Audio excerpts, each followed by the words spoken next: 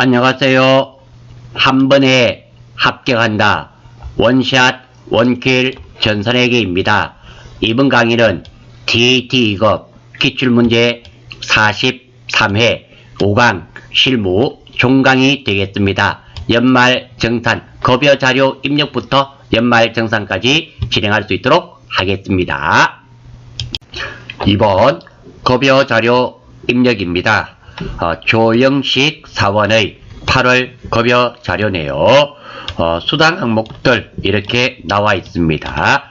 이 중에서 급여 자료 입력에서는 제일 중요한 것이 과세, 비과세를 따지는 겁니다. 지금 보니까 연장 근로수당 확인해 봐야 되겠고요. 식대 확인해 봐야겠습니다. 나머지는 다 과세네요. 금액들 입력하면 됩니다. 그리고 나머지 4대 보험은 자동 계산된 금액으로 한다니까 우리가 입력할 필요는 없습니다. 자료 설명 한번 보겠습니다.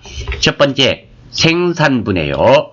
생산부 연장 근로수당의 경우는 영업부는 무조건 과세이고 생산부일 경우에는 비과세가 될 수가 있습니다. 조영식 사원의 2019년 총 급여액은 2,400만원이다. 작년 총 급여액이 2,400만원이네요.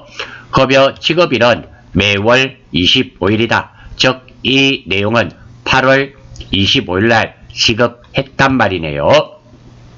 세 번째로 정상적인 근로시간을 초과하여 근무할 경우 연장 근로수당을 지급하고 있다. 식대는 매월 고정적으로 지급하고 있으며 별도의 식사는 제공하지 않고 있네요. 사회보험료와 소득세 및 지방소득세는 자동 계산된 금액으로 공제한다. 그렇게 하고요. 6번 전월 미환급세액은 소득세 14,500원과 지방소득세 1,450원이 있다. 이런 내용이 되네요. 자, 한번 살펴볼게요. 평가 문제입니다. 첫 번째, 급여 자료 입력 메뉴에 수당부터 등록하시오. 예, 수당을 등록할 겁니다. 두 번째, 수당 등록된 다음에 8월 급여 자료를 입력하시오. 예, 하겠습니다. 입력할 때 구분란에 1. 급여를 선택할 것. 예, 알겠습니다. 세 번째, 8월분 원천징수 이행 상황 신고서를 작성하시오. 예, 우리가 급여 자료 입력했던 것을 원천징수 이행 상황 신고서에 반영을 시킨 다음 전월 미환급세액 이것을 입력해야 되는데요. 이 전월 미환급세액은 소득세와 지방소득세가 있는데요. 우리가 소득세에 대해서 14,500원에 대해서만 반영을 시켜줘야 됩니다. 국세죠. 지방세는 해당 사항이 없다라는 거. 이거 하나 체크해 주시면 좋겠습니다. 자, 실무 수행 순서를 먼저 한번 생각해 봅니다. 급여 자료 입력 실무 수행 순서입니다. 첫 번째, 수당 등록 제일 중요합니다. 과세 또는 비과세 항목을 구분해야 된다는 겁니다. 두 번째, 월과 일을 입력하기 전에 반드시 수당 등록부터 먼저 하셔야 된다는 거, 요것도 체크하셔야 됩니다. 즉, 급여 자료 입력 메뉴에 들어가면 상단에 수당 등록을 눌러서 수당 등록부터 먼저 해야 된단 말입니다. 그리고 수당 등록이 끝나면 급여 자료를 입력하면 됩니다. 문제지에 나온 금액을 정확하고 빠짐없이 입력하면 됩니다. 그리고 마지막으로 원천징수 이행상황 신고서 우리가 작성을 해야 되는데요. 화면 우측 상단의 블로기 탭을 눌러서 반영을 하면 됩니다. 그리고 전월 미환급세액이 있었죠. 전월 미환급세액을 입력을 하는데요. 이것은 지방세는 빼고 지방소득세는 빼고 국세인 소득세 14,500원만 입력하셔야 된다는 거 기억해 주시면 되겠습니다. 다음입니다. 자, 우리가 비과세하는 근로소득 한 두 바닥 됩니다. 이것은 반드시 알아주셔야 되고 실무에도 나오지만 이것이 이론에도 나오는 부분입니다. 자, 비과세하는 근로소득 천천히 한번 살펴보겠습니다. 첫 번째로 실비 변상적인 성질의 급여입니다. 일직료, 숙직료 또는 여비로서 실비 변상 정도의 지급액입니다. 일직료, 숙직료인데요. 오타가 있네요. 종업원 소유의 차량으로 업무용으로 사용하는 금액 중 20만원 이내. 그러니까 자가운전 보조금인데요. 두 가지의 조건을 만족해야 됩니다. 첫 번째, 직원 소유의 차량이어야 되고 1번 and 그리고 업무용으로 사용이 되어야 됩니다. 이것이 2번이고요. 물론 실제 여비를 지원 안 받아야 됩니다. 우리가 업무용으로 사용이 되더라도 이거 여비도 받고 그리고 자가운전 보조금을 받게 되면 과세가 됩니다. 쉽게 말씀드려서 이 범위 안에 들어가면 비과세가 맞지만 20만원도 받고 출장이나 이런 거 갈 때 여비를 따로 지원을 받게 되면 당연히 이것은 과세가 된다는 거, 여비 지원이 없어야 됩니다. 그리고 연구 보조비 또는 연구 활동비 중 월 20만원 이내, 그리고 이런 것들. 두 번째로 식사 또는 월 10만원 이하의 식대, 식사 제공 시는 과세가 됩니다. 두 번째입니다. 우리 회사는 식대를 매월 25만원을 지급한다고 가정하겠습니다. 그리고 물론 식사 제공은 하지 않습니다. 그러면 어떻게 입력하는가 하면 식사를 비과세로 등록하고 25만원을 입력하면 10만원은 비과세로 넘어가고 나머지 15만원은 자동으로 과세로 프로그램에서 넘겨줍니다. 따라서 식사 제공이 안 될 때는 그 금액이 얼마나 하더라도 비과세로 하시면 됩니다. 금액을 입력하시면 프로그램에서 최대 10만원까지만 비과세 처리되고 잔액은 과세로 처리된다는 거 알아주시면 좋겠습니다. 세 번째, 월 정액급여 210만원 이하로서 직전 과세 기간의 총 급여액이 3천만원 이하인 생산직 근로자가 받는 초과 근로수당. 자, 조금 전에 보니까 이 사람은 직전 총급여가 2,400만원이며 생산직이었습니다. 그러니까 비과세일 확률이 많고요. 자, 급여 한번 볼까요? 급여가 얼마인지 살펴보겠습니다. 급여 200만원이니까 210만원 이하가 되겠죠. 그래도 이 사람은 생산직으로서 연장 근로수당은 비과세가 되겠습니다. 두 번째, 생산직 근로자가 라고 되어 있는데요. 이 생산직에는 공장에서 일하는 사람 또는 광산, 어업 종사자, 청소, 경비 관련, 단순 노무자, 돌봄 서비스, 미용 관련 서비스, 숙박시설 서비스 등이 포함됩니다. 아울러서 하나 말씀드립니다. 자, 지금 2020년도에는 시급이 올라가지고 총급여가 3천만원인데요. 예전에는 2,500만원이었고요. 이 월 정액급여도 예전에는 190만원 이렇게 되었습니다. 그래서 과년도 기출문제를 푸시다 보면 조금 내용이 달라진다는 거 조금 고려하셔서 기출문제를 풀이하실 수 있도록 하십시오. 네 번째, 월 10만원 이내의 출산 보육비입니다. 그런데 어떤 거요? 육아수당이 되겠죠. 정확한 명칭은 육아수당이 되는데요. 조건이 있습니다. 만 6세 이하여야 됩니다. 예를 들어서 우리 애가 8세인데요. 우리 직장에서는 8세도 10세까지 육아수당을 지급합니다. 그러면 10만원 받기는 받고 대신에 이 10만원에 대해서는 과세 대상이라는 거 알아주셔야 됩니다. 6세 이하 꼭 체크해 주시기 바랍니다. 자, 두 번째입니다. 비과세하는 근로소득인데요. 전원의 성선수당은 월 20만원. 그러니까 국내에서 어업에 종사하시는 분들 있죠. 월급 받고 어업에 종사하시는 분들, 이분이 받는 급여 중에서 성선수당은 20만원까지 비과세입니다. 그리고 국외 근로소득 급여 중 월 100만 원은 비과세고요. 외항선은 외국 건설 근로자 급여 중 월 300만 원까지입니다. 자, 6번과 7번은 오해하시기가 쉽습니다. 어떤 부분이냐면, 자, 6번 같은 경우는 우리가 외국에 파견 나가서 일하는 사람입니다. 사무직이 되겠죠. 그런 사람은 월 100만 원까지 비과세가 되지만 7번은 조금 다릅니다. 외항 선박 선원이죠. 우리 상선 같은 거 미국에 수출할 때 배 타고 다니는 사람 있습니다. 아주 오래 걸리죠. 힘든 일입니다. 태풍이 올 수도 있고 위험한 일이기도 하고요.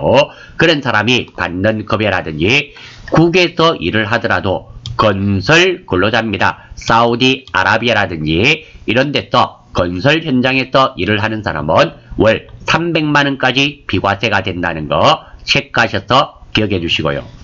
그리고 학교법에 의한 학교의 공락금이라든지 수업료, 수강료 등의 학자금은 비과세가 되고요.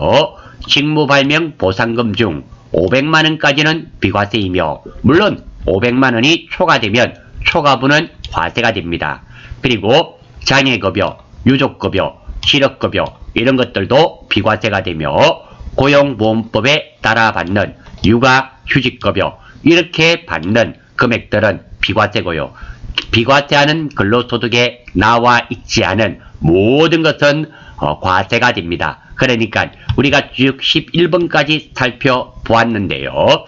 이 중에서 상여는 없었죠. 당연히 과세가 됩니다. 뭐 직책수당 이런 거 없었잖아요.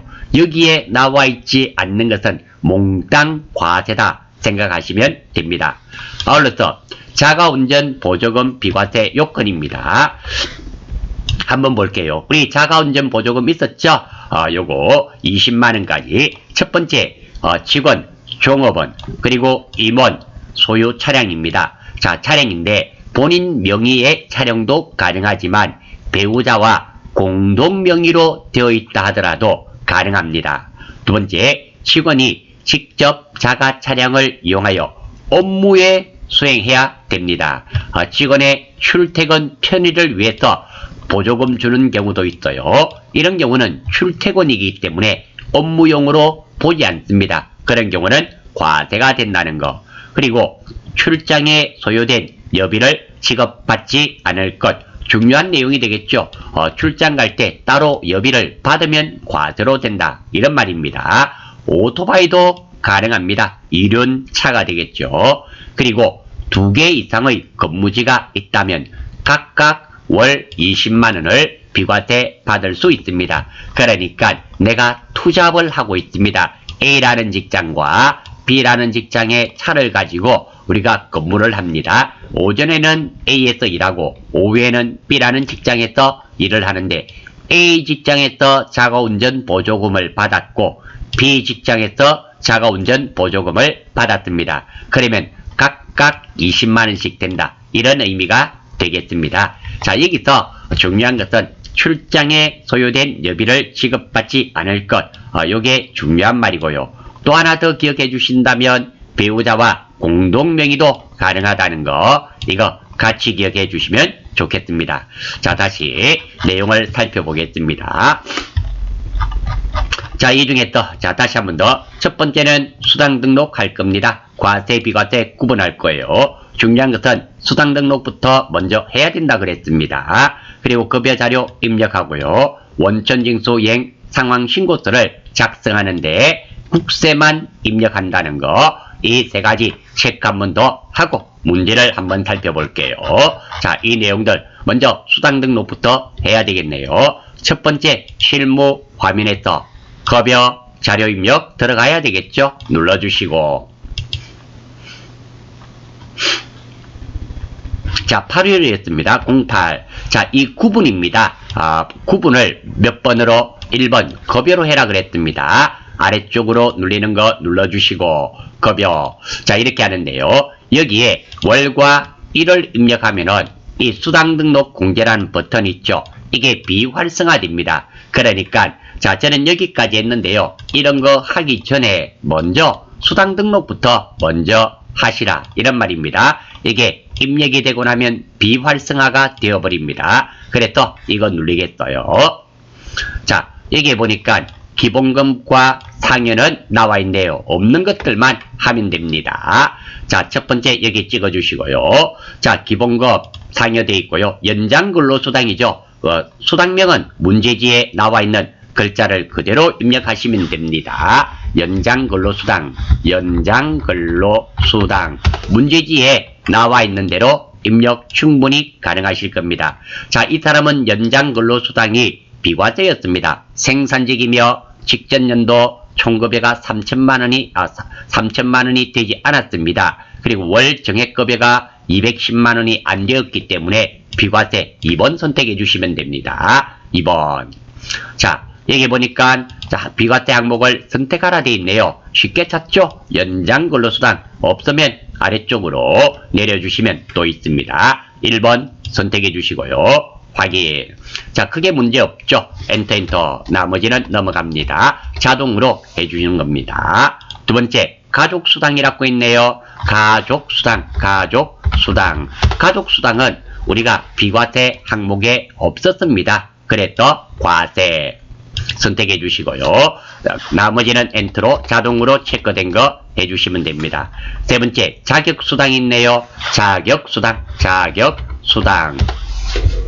자격수당도 비과세 항목에 없었습니다. 비과세 항목에 없는 것은 다 과세입니다. 그리고 급여 이렇게 나오는 것은 자동으로 나옵니다. 과세는 무시하시면 돼요.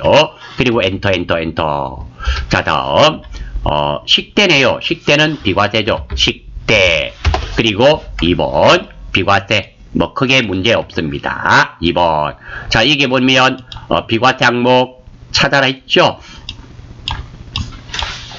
식대 선택해 주시면 됩니다. 별 문제 없고요. 엔터. 자, 나머지는 없죠. 이렇게 하나, 둘, 셋, 넷, 다섯 개. 하나, 둘, 셋, 넷, 다섯, 여섯 개네요. 여기 보니까 상여가 없죠. 상여가 없네요. 없는 것은 그대로 내버려 놓고 입력하지 않으시면 됩니다. 굳이 삭제하실 이유는 없다. 그렇습니다. 왜? 상여 받을 때도 있기 때문입니다. 자, 두 번째입니다. 자, 여기 한번 살펴볼게요.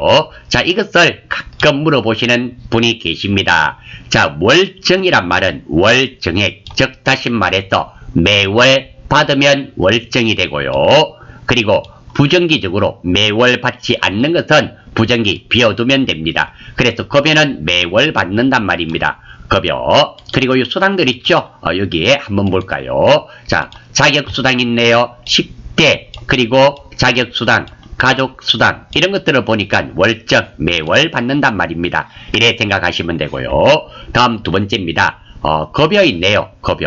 급여도 마찬가지입니다. 월급이란 말이죠. 월급에 포함해서 준단 말입니다. 그런 뜻이 되고요.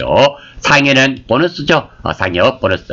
매월 주는 거 아니죠. 그러니까 급여를 포함 안 시키고 따로 처리가 되어 있습니다. 자동으로 되니까 크게 걱정하실 필요는 없고요. 뭐 이런 것들은 충분히 이해를 하시는데요.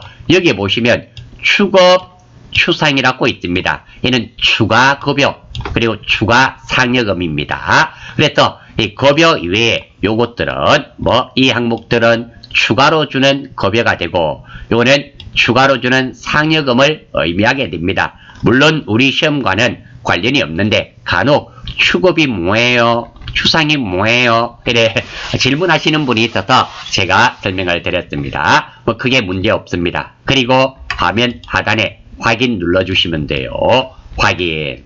자, 이렇게 하면 1번 작업은 끝이 났습니다. 그리고 2020년 08월 25일이죠. 자, 나왔습니다. 이 중에서 우리가 조형식이죠. 조형식 선택이 되었네요. 이 금액들 입력하면 됩니다. 자, 보고 하나씩 입력할게요. 기본급 2뿔, 연장근로소득 수당 200뿔, 그리고 가족수당 60뿔, 그리고 식대 10만원, 잘못했네요.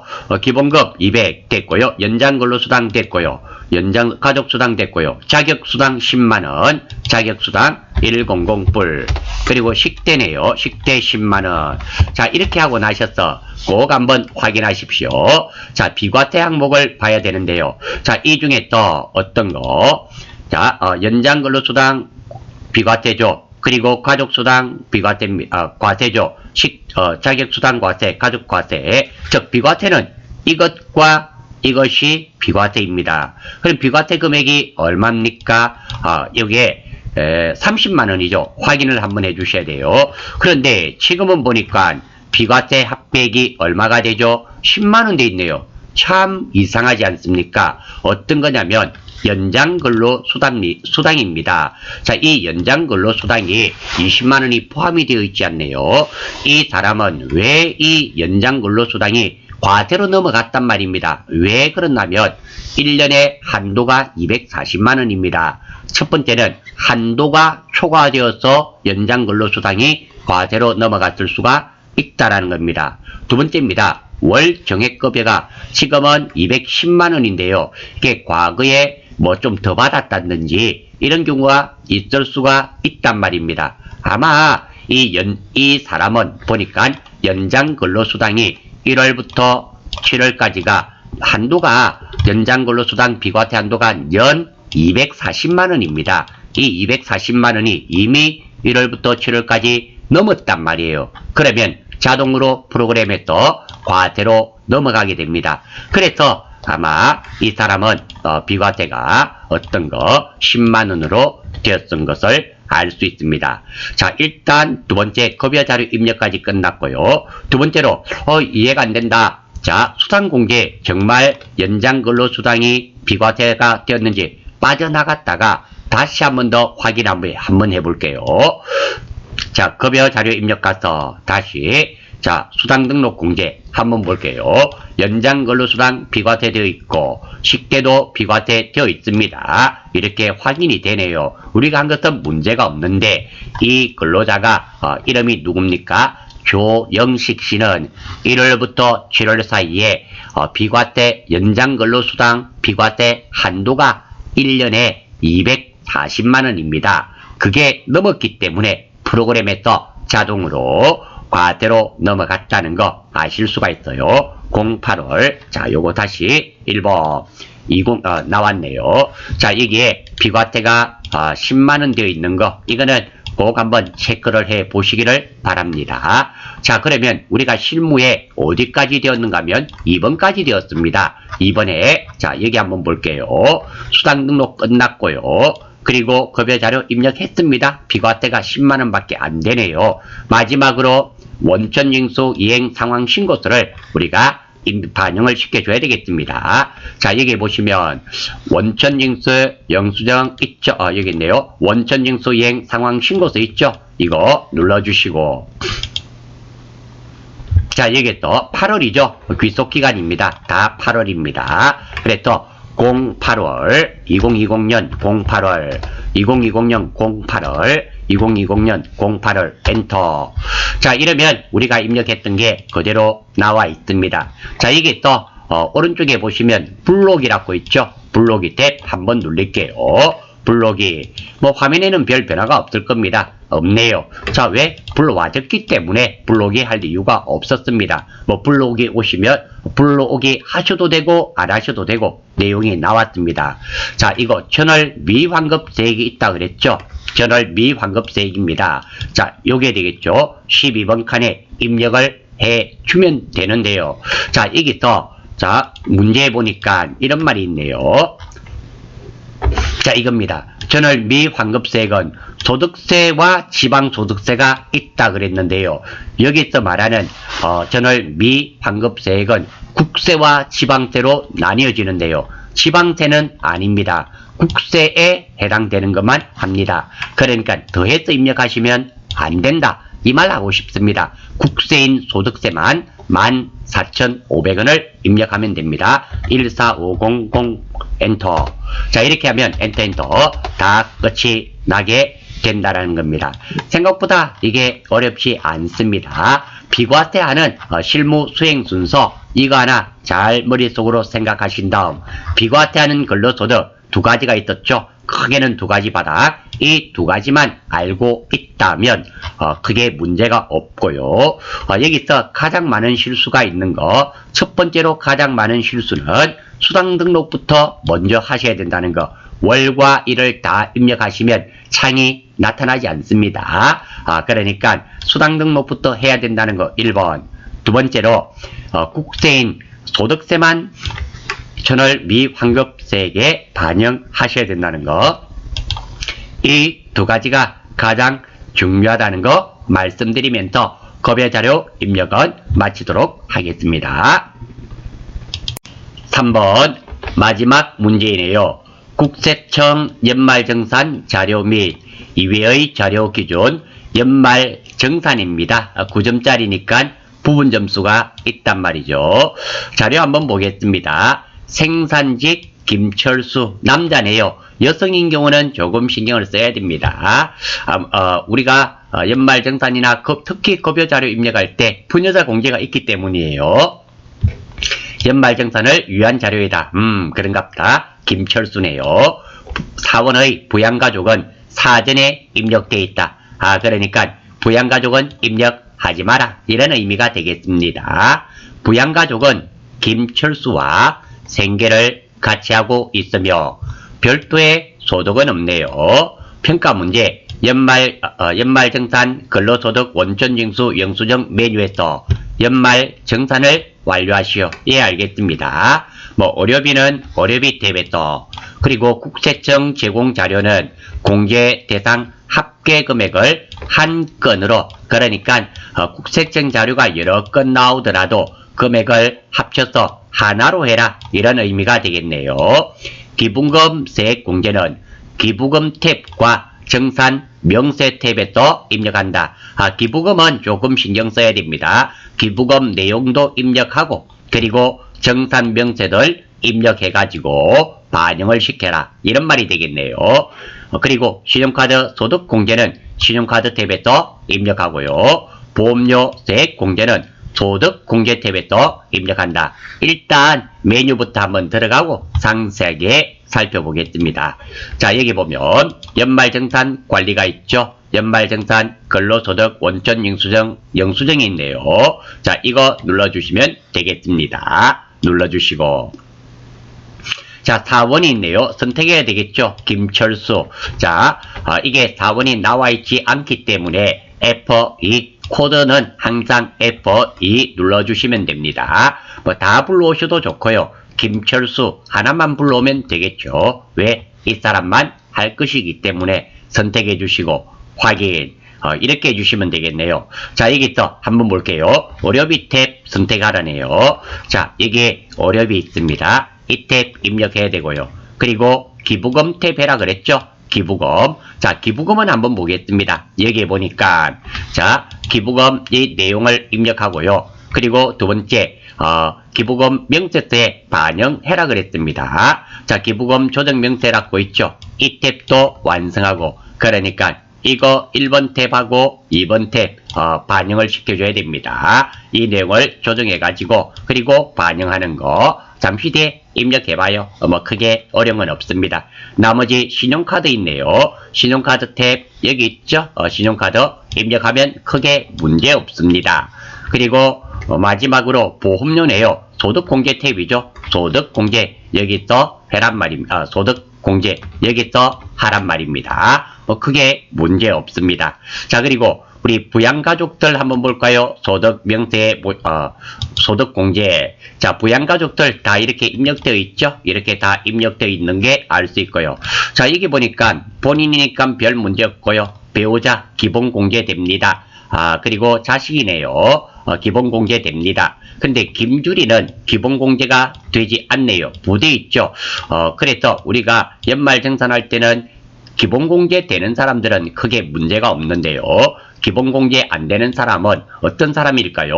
나이 제한에 걸렸든지 소득 제한에 걸린 경우입니다. 자, 그러면 이 중에서 문제에서는 부양가족은 소득이 없다 그랬으니까 소득 제한은 걸리지 않았는데, 김주리는 나이 제한에 걸렸죠? 이게 보니까 98년생 22세네요. 나이 제한에 걸렸으니까 우리가 대부분의 공제는 소득 제한은 있지만 나이 제한은 없습니다. 그런데 소득 제한도 있고 나이 제한도 있는 공제가 딱 하나 있죠. 어떤 거? 보험료. 김주리는 보험료 할 때 신경을 좀 많이 쓰셔야 됩니다. 그거 알 수 있습니다. 자, 그거 먼저 우리가 알았고, 자, 아래쪽에 한번 볼게요. 부양가족 등록 현황입니다. 자, 본인과 이런 거 우리가 다 알았습니다. 됐고, 소득 없다라고 되어 있고요.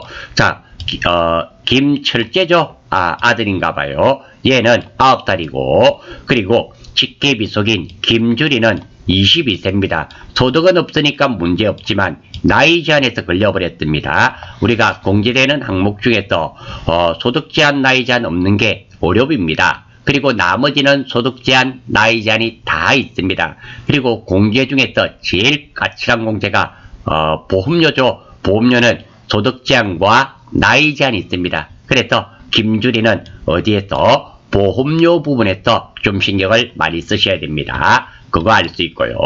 자, 포인트. 자, 오랜만에 우리가 특별세액 공제에 관련된 내용들을 전체적으로 한번 살펴보겠습니다. 정리하신다 생각하시고 보시면 되겠습니다.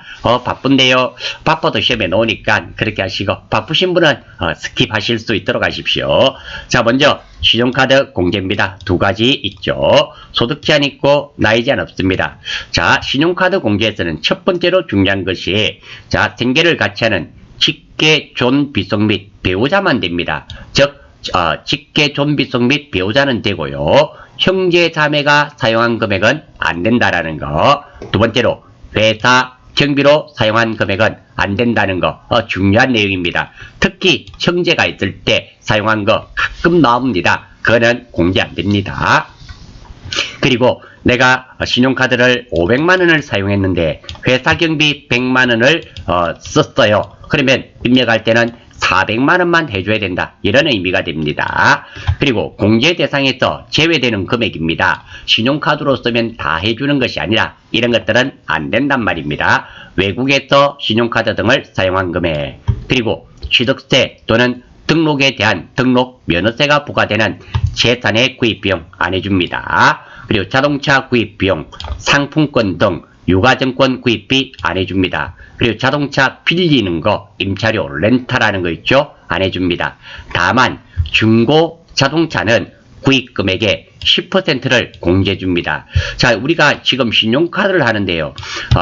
예를 들어서 중고 자동차 1000만원짜리를 신용카드로 결제했습니다. 그럼 1000만원의 10%니까 100만원을 어디에 신용카드 공제에 입력하면 된다. 입력해야 된단 말입니다. 두 번째입니다. 이런 경우 한번 봐요. 1000만원을 중고 자동차로 구입했습니다. 그런데 현금 주고 샀어요. 1000만원짜리 현금 영수증을 받았습니다. 이런 경우는 10% 100만원을 어디에 신용카드에 입력하지 말고 현금 영수증에 입력을 해야 된다. 이런 의미가 됩니다.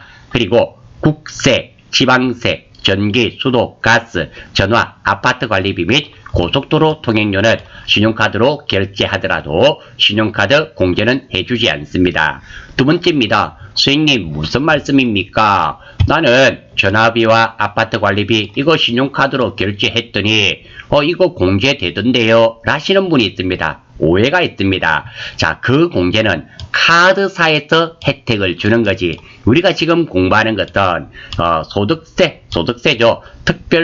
소득세에서 특별세액 공제 되는가 안 되는가를 구분하셔야 됩니다. 즉 다시 말해서 신용카드사에서 혜택은 우리하고 관련이 없다라는 겁니다. 오해하셔서는 안 됩니다.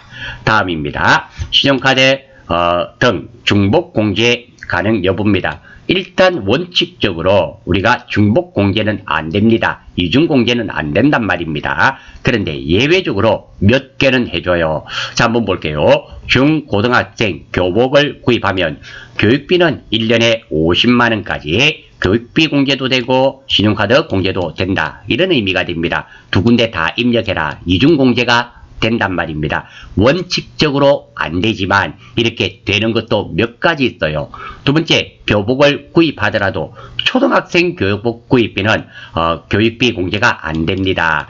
초등학생은 교복이 없나 봐요. 제가 나이가 조금 돼서 그런지 우리는 제가 다닐 때는 초등학교 때 교복 입고 다녔는데 요즘은 교복 자체가 없는가 봐요. 하지만 특수한 학교에서는 교복을 입고 다닐 수도 있겠죠. 그런 경우는 교육비 공제는 안 해줍니다. 그리고 장애인 특수교육비 이중공제해주고요. 의료비도 마찬가지입니다. 카드로 사용하게 되면 물론 현금 영수증도 됩니다. 이중공개가 됩니다. 그러니까 의료비 300만 원을 현금으로 결제하고 현금 영수증을 교부받았다 가정을 한다면 의료비에 300만 원 입력하고 현금 영수증에 300만 원 입력하면 된다. 이중공개된단 말입니다.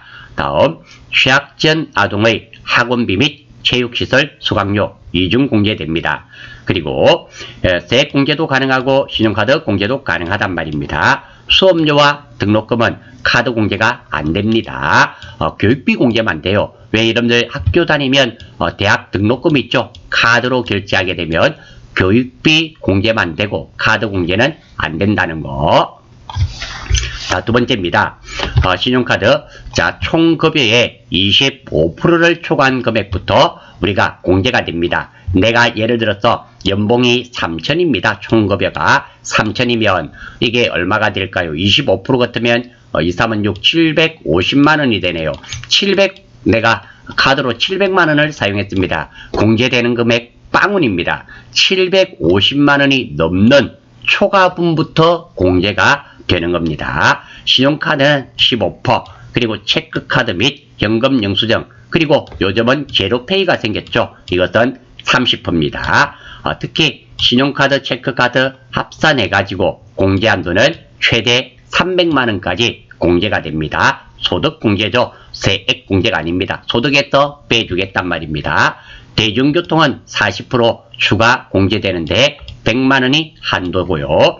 전통시장도 40%입니다. 100만 원 한도입니다. 물론 이론 시험 때문에 제가 이렇게 설명을 드리는 거예요. 실무에서는 자동으로 되니까 크게 걱정하실 필요가 없습니다. 신문, 도서 공연비는 30% 추가 공제가 되며 100만 원입니다. 그래서 신용카드로 공제받을 수 있는 최대 금액은 자, 한번 봅니다. 신용카드, 체크카드 300만 원에 추가 공제되는 거 300만 원, 최대 600만 원까지 소득 공제가 된다는 거 알아주시면 좋겠습니다. 자, 그리고 도서 공연비 대상입니다. 이 중에 급여 7천만 원 이하에 해당되고 사업 소득자는 해당 사항이 없습니다. 자, 도서 공연비는 어떤 거냐면 이겁니다.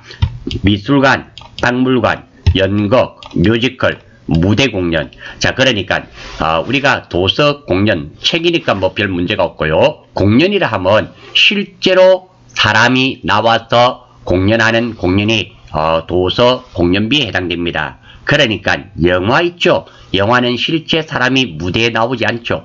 이런 것들은 도서 공연비 공제에 해당되지 않는다. 이런 의미가 됩니다. 뮤지컬 이런 게 되겠죠. 뮤지컬은 실제로 사람이 나와서 뮤지컬을 하지 않습니까? 이런 공연을 의미하게 된다라는 겁니다. 자, 그리고 보험료 세액 공제죠. 가장 까칠한 공제입니다. 소득 제한, 나이 제한 있죠. 공제 중에서 대부분은 소득 제한은 있지만 나이 제한은 없는데 이것은 나이 제한도 있습니다. 각각 100만 원 한도고요. 두 번째로 보장성 보험은 공제 대상이지만 저축성은 안 된다는 거 기억하셔야 됩니다. 보장성과 저축성은 어떻게 구분하는가 하면 만기입니다. 만기에 내가 냈던 돈보다 작게 돌려받으면 보장성이고요. 만기에 돌려받는 돈이 내가 납입한 돈보다 총 납입한 돈보다 많으면 저축성이 된다라는 겁니다. 보장성만 된다는 거. 그리고 공제 대상에서 제외되는 보험료입니다. 뭐 건강보험료 중 사용자 부담분, 그리고 미지급한 보험료, 퇴직한 후 지출한 보험료는 안 된다는 거 참고로 알아주시고요. 특히 중요한 것은 소득이 없는 근로자의 기본공제 대상자가 보험 계약자일지라도 근로자가 실질적으로 보험료를 부담하는 경우에는 공제 가능합니다. 그러니까 이런 경우가 되는 거예요. 자, 저희 집사람은 전업주부입니다. 전업주부이기 때문에 소득이 없어요. 하지만 사고에 대비해서 보험을 납부하고 있습니다. 이런 경우입니다. 이런 경우에 우리 집사람 보험료를 내가 대신 납부하고 있습니다. 이런 경우 소득이 없는 이 부양자, 우리 집사람의 보험료를 내가 대신 납부한다 하더라도 보험료 공제는 받을 수 있다. 이런 의미가 됩니다. 자식도 마찬가지겠죠. 우리 애가 있는데 우리 애가 아직 학생입니다. 이런 경우 교육보험이나 다른 보험을 들 수가 있잖아요. 들어두었습니다. 물론 보장성이라 가정하고요. 상해보험에 들었습니다. 소득이 없으니까 누가 부담할 수밖에 없습니까? 근로자인 내가 부담할 수밖에 없습니다. 이렇게 납부한 보험료는 보험료 공제를 받는단 말입니다. 그런 의미가 돼요. 자, 다음 의료비 재공제네요. 의료비 재공제. 공제 중에서 제일 좋은 공제가 되죠. 이거는 소득 제한, 나이 제한 없습니다. 부양가족은 다 된단 말이죠. 되는 겁니다. 자, 첫 번째, 진찰, 진료, 질병 예방을 위한 의료기관에 지급하는 비용은 됩니다. 그러니까 아프거나 아픈 것을 예방하기 위한 비용은 됩니다. 치료, 요양을 위한 의약품 구입이 됩니다. 의사뿐만 아니라 한의사 처방에 따른 의료기기 구입 비용도 됩니다.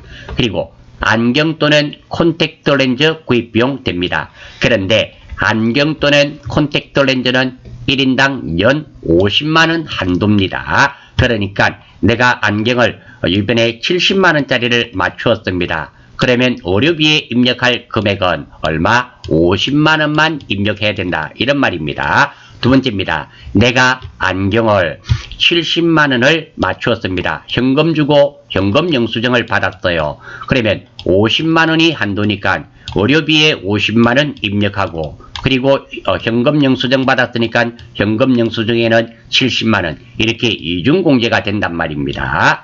그리고 보청기 구입을 위하여 지출한 비용 그리고 산후 조리원에 지출된 비용입니다. 물론 총급여가 7천만원 이하, 사업소득 6천만원 이하, 그리고 200만원 한도까지인데요. 자, 산후조리원도 관연도 기출 문제에 보면은 이거 안 됐을 겁니다. 산후조리원이 아마 2020년부터 해줬어요. 그러니까 2019년 이전에는 이게 보면은 입력이 아예 안 되었습니다. 왜? 안 해줬으니까. 이렇게 관연도 걸 풀어보면 답안지의 답과 여러분들이 알고 있는 이 내용이 다른 것이 있다라는 겁니다. 지금 제가 보여드리는 이 내용이 2020년 기준이라는 거, 이 기준으로 여러분들 시험도 응시하셔야 됩니다. 자, 다음입니다. 의료비 공제입니다. 일반 의료비 총 금액의 3%를 넘어야 되고 초과하는 금액의 15%를 연 700만원 한도 내에서 공제해 주는데요. 전액 의료비가 있습니다. 본인 그리고 65세 이상 장애인은 전액 해주고 있다는 거 알아주시면 좋겠고요. 두 번째입니다. 공제 대상에서 제외되는 의료비입니다. 중요하죠. 의료비를 지출했다고 해서 다 해주는 게 아닙니다. 자, 미용, 성형수술을 위한 비용 및 건강 증진을 위한 의약품 구입 비용 안 됩니다. 그리고 건강기능식품을 구입하고 지출한 비용 안 해줍니다. 생계를 같이 하지 않는 형제 자매의 의료비 부양가족이 아니죠. 그러니까 안 해줍니다. 그리고 사내 근로복지기금에서 지원받은 의료비 이걸 이유는 근로자가 부담하지 않았기 때문입니다. 당연합니다. 자, 우리가 사고가 나서 의료비를 500만원을 지출했습니다. 그런데 보험회사로부터 400만원을 받았어요. 이런 경우는 내가 실제로 부담한 금액은 100만원입니다. 100만원만 공제해줍니다. 그런 개념입니다. 자, 여기 나와 있네요. 보험회사로부터 수령한 보험금으로 지급한 의료비. 대표적인 예가 실손보험금으로 보전받은 금액, 단 본인 부담분은 공제 대상입니다. 실손 받았는데 내가 500만원 중에 400만원 받았습니다. 그러면 100만원은 내가 부담했지 않습니까? 이 100만원은 의료비 공제가 된단 말입니다. 그리고 해외 의료기관에 지출한 보험료, 의료비, 그리고 나머지들 한번 읽어보시고요. 그리고 연말정산의 거의 모든 항목은 근로기간 이외의 지출은 공제 혜택이 없습니다. 이 말도 사실은 중요합니다. 그래서 이 사람이 언제 입사했는지도 중요합니다. 년과 월이 나오면. 자, 예를 한번 들어볼게요. 내가 여지까지 직업이 없다가 첫 직장을 갔습니다. 5월 1일 날 입사했어요. 그리고 2020년 12월 31일 날 연말 정산합니다. 그런데 3월 달에 월요비 200만 원이 지출이 있었습니다. 이거 공제 안 됩니다. 근로기간이 아니지 않습니까? 이런 거는 날짜를 잘 보셔야 됩니다. 하지만 이런 경우는 됩니다. 내가 작년부터 몇 년 전부터 쭉 직장 다니다가 3월 31일까지 A라는 직장에 다녔습니다. 그리고 4월 1일 날 이직을 했습니다. 그래갖고 새 직장에 계속 다니고 있습니다. 이런 경우는 1월 1일부터 언제까지 12월 31일까지 근로가 제공되고 있지 않습니까? 이런 경우는 이 기간 전체가 됩니다. 이렇게 근로기간 이외의 지출은 안 된다는 거, 이게 별거 아닌 것처럼 보이지만 오료비뿐만 아니라 모든 것, 카드라든지 모든 것이 여기에 적용된다는 거 기억하셔야 됩니다. 그래서 문제 잘 보실 수 있도록 하십시오. 특히 년, 월, 일이 나오는 문제는 잘 보셔야 됩니다. 자, 다음입니다. 교육비 공제네요. 소득 제한은 있지만 나이 제한은 없다 그랬죠. 그리고 자, 첫 번째, 본인 교육비는 본인의 대학은 교육비는 됩니다. 우리가 초등, 중등, 고등까지는 됩니다. 물론 영유치원도 됩니다. 하지만 대학원은 본인만 됩니다. 그리고 학자금 관련 원리금 상환액 됩니다. 중고등학생 교복 구입비 됩니다. 연 50만원 한도다 그랬죠. 초등학생은 안 된다 그랬죠. 초등학생 교복 구입비는 교육비세 공제 대상이 아닙니다. 그리고 현장 체험학습비 1인당 30만원인데요. 미취학 아동의 현장 체험학습비는 안 해줍니다. 왜냐면 미취학 아동 같은 경우는 바깥에 많이 다닙니다. 그런데 그게 현장 체험학습인지 아니면 뭐 놀러 가는 건지 그거 구분이 뚜렷하게 되지 않습니다. 그래서 미취학 아동은 안 된다라는 겁니다. 그리고 근로자 직업능력 향상 지원금을 받은 경우 또는 장학금을 받은 경우에 교육비 공제 시 이를 차감하고 공제함. 이게 무엇이냐면 내가 학교를 다니는데 등록금이 700이었습니다. 그런데 국가장학금이나 학교로부터 500만원의 장학금을 받았습니다. 이럴 때 공제되는 금액은 실제로 내가 부담한 금액은 200만원입니다. 이 200만원에 대해서만 교육비 공제를 해주겠단 말입니다. 그 말이에요. 공제 한도는 본인은 전액이고요. 영유아 초중고는 300이고 대학생은 연 900만원입니다. 연입니다. 두 번째, 공제 대상에서 제외되는 교육비입니다. 직계 존속을 위하여 지출하는 교육비는 안 됩니다. 우리나라는 아직 유교 사상이 있습니다. 왜 윗어른을 공경하고 하는 거 있죠? 있는데, 자, 교육은 부모가 자식을 교육시키는 거지 자식이 부모를 교육시키는 건 아니란 말입니다. 하지만 부모라 하더라도 장애인 특수 교육비는 됩니다. 왜? 인간다운 삶을 누리기 위한 교육이기 때문입니다. 초중 고등학생의 학원비, 즉 다시 말해서 정규 교육기관이 있는 학생의 학원비는 안 해준단 말입니다. 그리고 학습지를 이용하고 지출한 교육비 안 되고요. 학생회비, 그리고 학교 버스 이용료, 학교 기숙사비는 안 됩니다. 아울러서 장애인 특수교육비입니다. 특수라는 게 들어갔죠. 자, 이건 조금 다릅니다. 기본 공제 대상자인 장애인. 자, 당연히 교육비니까 나이 제한은 없죠. 하지만 이 장애인 특수교육비는 소득금액 제한을 받지 않습니다. 나이 제한도 없고 소득 제한도 없습니다. 장애인 특수교육비입니다. 의 재활교육을 위하여 사회복지시설, 민법에 의하여 설립된 비영리법인 또는 이와 유사한 외국시설의 법인으로서 장애인 재활교육을 실시하는 기관으로 인정한 법인 등에 지급한 특수교육비는 전액 공제가 가능합니다. 두 번째입니다. 직계존속은 교육비가 안 된다 그랬잖아요. 하지만 장애인 특수교육비는 된다라는 겁니다. 사실 우리가 장애인 특수 일반인들은 장애인 특수 교육비가 어떤 건가를 잘 모르십니다. 정말 인간으로 살아가기 위해서 인간다운 삶을 누리기 위해서 엄청나게 힘든 교육이 있습니다. 우리는 두 발로 걸어 다니니까 걷는 거에 대해서 고마움을 모르는데요. 이게 다리가 뭐 사고가 아니라 선천적으로 조금 꼬여있다 그럴까요? 한 걸음 한 걸음 내딛는 것이 정말 힘들고 불가능한 사람들도 있습니다. 그 불가능하던 사람들을 교육을 시켜서 한 걸음 한 걸음 걸을 수 있게 함으로써 인간다운 삶을 누릴 수 있는 최소한의 교육이 되는 겁니다. 거기에 들어가는 교육이기 때문에 직계 존속도 해당됩니다. 그 점 알아주시면 좋겠습니다. 그리고 기부금 세액공제입니다. 소득 제한은 있지만 당연히 나이 제한 없죠. 소득 제한도 있고 나이 제한도 있는 것은 하나밖에 없습니다. 무엇일까요? 보험료. 예, 보험료 맞습니다. 그러면 소득 제한도 없고 나이 제한도 없는 것은 무엇일까요? 의료비. 예, 맞습니다. 나머지는 싹 다 소득 제한은 있고 나이 제한은 없습니다. 자, 기부금입니다. 자, 기부금에서는 정치자금 기부금은 본인 지출 부분에 하나여 공제된다는 거, 뭐 요 정도 알아주시고요. 자, 두 번째입니다. 기부금 세액 공제 마지막이죠. 지정 기부금 뭐 이런 거 한번 읽어보십시오. 이런 건 뭐 크게 문제가 없으니까. 자, 여기 또 자, 동창회, 종친회, 향후회, 청년회 다들 들어는 보셨죠?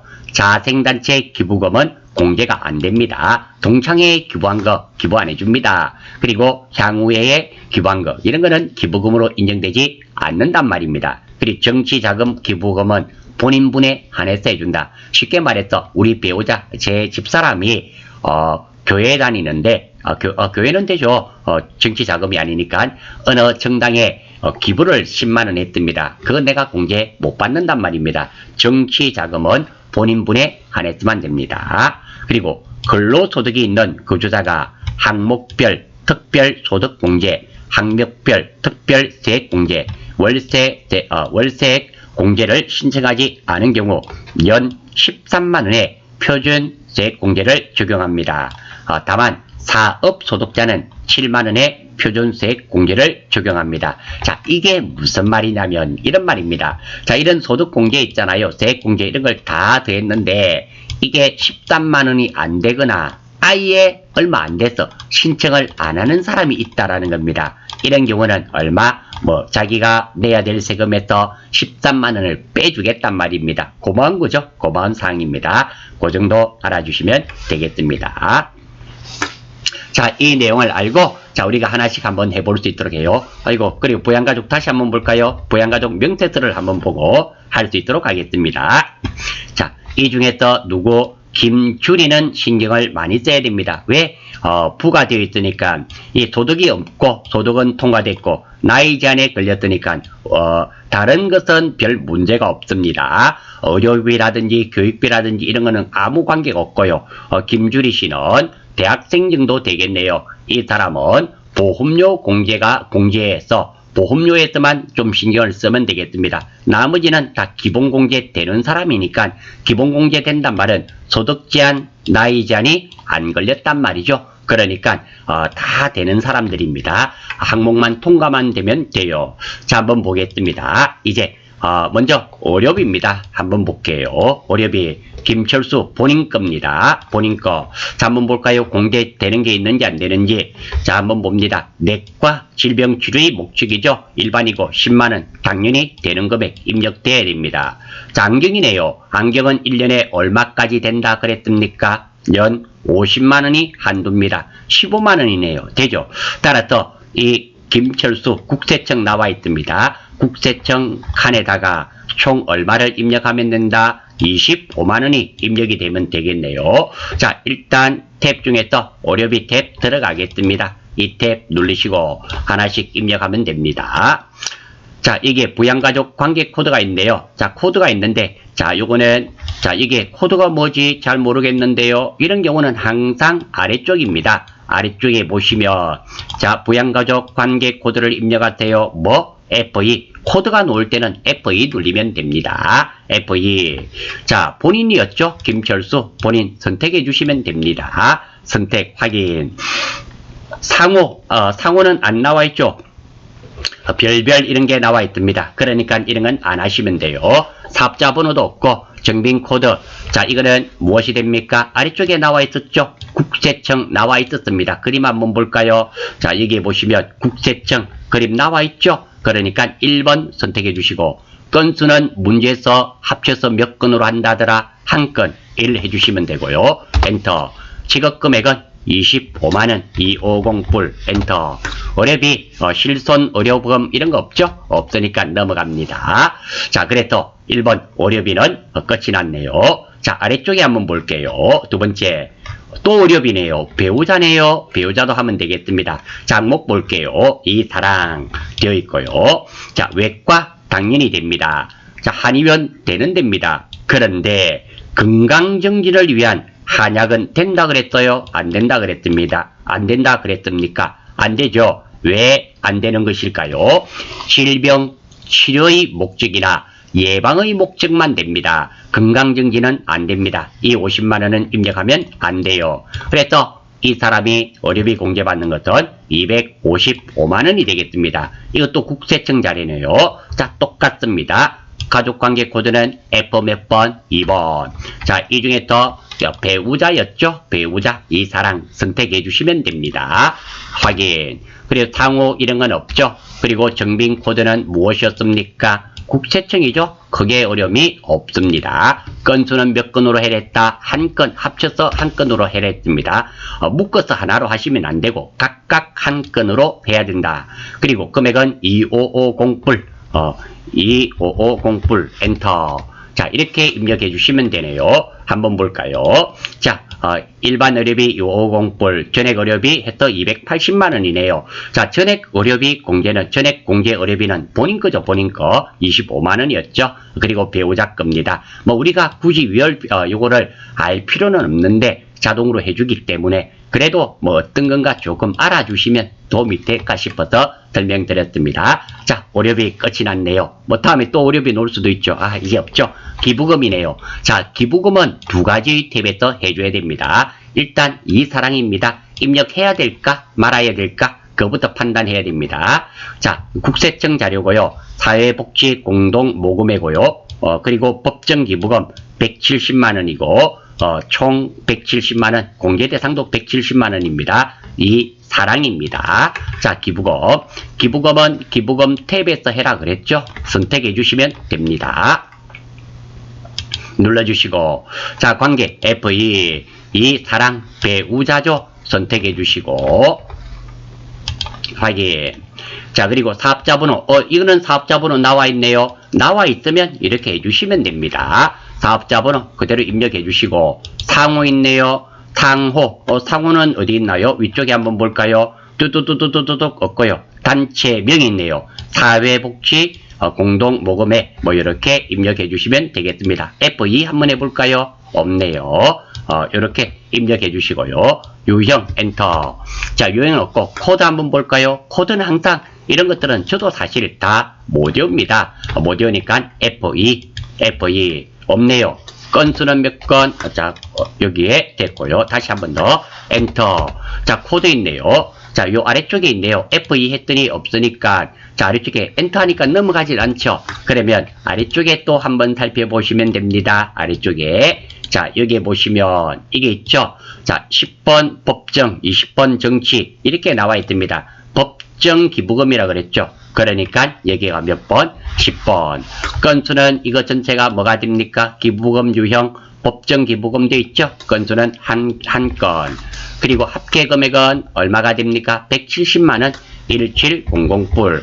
입력하는 거 별로 문제 없죠? 이런 거는 없습니다. 국세청 맞나요? 한번 볼까요? 자, 국세청 자료 맞네요. 엔터. 자, 금전. 입력이 다 됐네요. 비고 필요 없죠? 자, 이렇게 하면 어떤 거는 되었다. 자, 해당 연도 기부금 명세는 작성되었고요. 조정 명세에 가야 됩니다. 선택해 주시고, 자, 여기 보시겠습니다. 자, 여기에 또 어떤 거? 자, 여기 보시면 조정, 공제 계산 정산 명세 보내기 있죠? 명세서 보내기 선택해 주시고, 자, 그러면 이렇게 나옵니다. 어떤 거? 법정기부금 170만원 이렇게 나와 있고요. 다 자동으로 됩니다. 자동으로. 뭐, 이렇게 다 계산되니까, 크게 걱정하지 마시고요. 자, 아래쪽에 보시면, 공제금액 플러스 정산명세 반영이라고 있죠? 이거 눌러주시면 돼요. 물론, 하기 전에 혹시 다른 게 있을 수 있으니까, 블록이 먼저 한번 누르겠습니다. 똑같겠죠? 예. 전년도 거 없죠? 변화된 게 전혀 없습니다. 불러오기 하시고 혹시 다시 한번 해볼게요.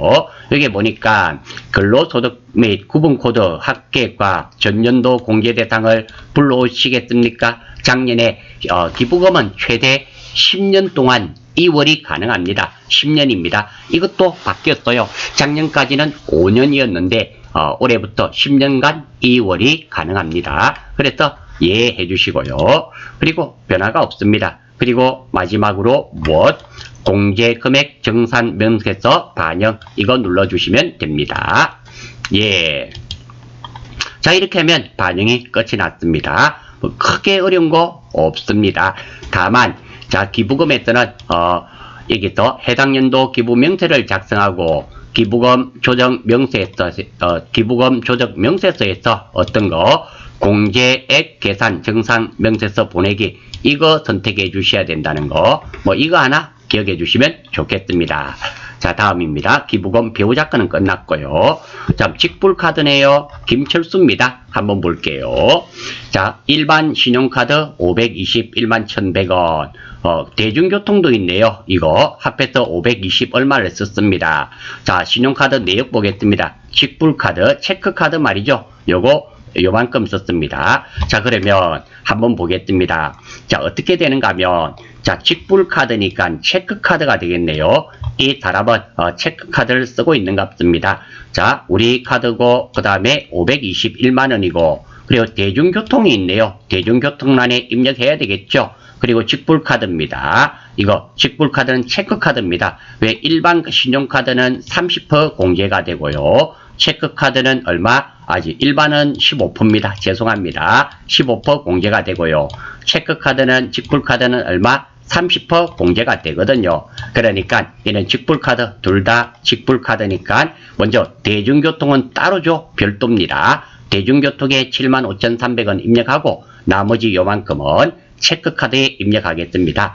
자, 신용카드 탭이죠. 자, 이게 보시면 신용카드 있습니다. 본인입니다. 선택해 주시고, 자, 김철수 본인입니다. 먼저 직불카드네요. 직불카드부터 하겠습니다. 문제에서 신용카드 아닙니다. 이거는 15%짜리고 체크카드는 30%짜리 여기에 입력하셔야 됩니다. 왜? 문제에서 직불카드 나왔습니다. 5210100 52 국세청 자료죠. 5210100 이렇게 하시고요. 두 번째 스크롤바를 여기에 입력해 주시고 스크롤바를 오른쪽으로 살살 당기시면 오른쪽으로 넘기시면 대중교통이라고 있죠. 여기 있네요.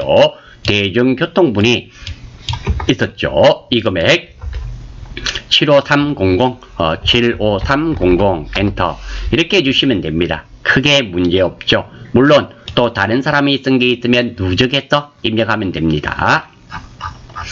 자, 그리고 보험이네요. 보험료입니다. 자, 김철수 본인 거네요. 본인 겁니다. 자, 삼성화재 이런 것들이 쭉 나와 있고요. 80만원인데 보장성입니다. 입력해야 되겠죠. 다음입니다.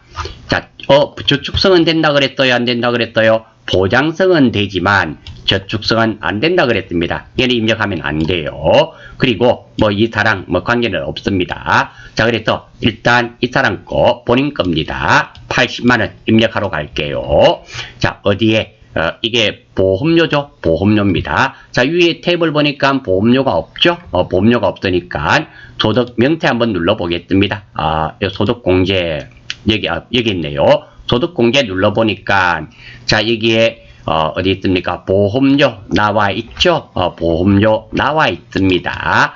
여기에 보장성이 되겠죠? 국세청은 윗줄입니다. 위에 한번 찍어주시고 스크롤바를 왼쪽으로 내리시면 왼쪽에 윗줄은 국세청, 아래쪽은 기타가 되는데요. 지금 자료는 국세청 나와 있잖아요. 이것이 얼마다? 800불 입력하는 거 크게 문제 없죠? 끝이 났습니다. 저축성은 안 돼요. 다음. 여기까지네요. 뭐 이게 전부 다 끝입니다. 나머지 없었죠? 제가 혹시 누락된 거 있는지 화면을 크게 해서 그런데요. 직불카드 등 됐고요. 그 다음에 누굽니까? 기부금 했고요. 그 다음에 의료비 됐고요. 그리고 김철수 의료비 됐고요. 뭐 나머지 다 됐네요. 자, 이렇게 연말정산하는데 제가 시간이 조금 소요가 되었습니다. 이게 2020년도에 바뀌어가지고 바뀐 부분도 있고 43회 기출문제를 풀이함으로써 여러분들 전반적으로 한번 정리하자, 이런 의미로 전체적으로 정리했습니다. 아울러서 자, 제가 지금 사용한 강의 자료가 있습니다. 자, 이거는 까맣게 되어서 이 파일 자체는 못 보내드리겠어요. 출력을 하시면 여러분들이 까맣게 나와요. 출력이 되니까 안 됩니다. 아마 보기 힘들어요. 그런데 자, 이 자료들 제가 정리해둔 요점 정리 파일이 있습니다. 그거 이 영상 아래에 메일 주소 보내주시면 이거 일일이 적으시는 분이 계세요. 이거 바쁜데 이거 어느 세월에 다 적겠습니까? 요점 정리된 파일이 있으니까 출력해서 보시든지 파일로 보시든지 PDF 파일로 된 거 있으니까 이 영상 아래에 메일 주소 보내주시면 제가 요점 정리 파일 여기에 사용한 것뿐만 아니라 다른 데 사용하는 거 전체적으로 TAT급에 관련된 파일이니까 참고하시면 도움이 되시리라 생각됩니다. 오늘 강의는 43회죠. TAT급 강의는 여기서 마무리 짓는 걸로 하겠습니다. 수고하셨습니다.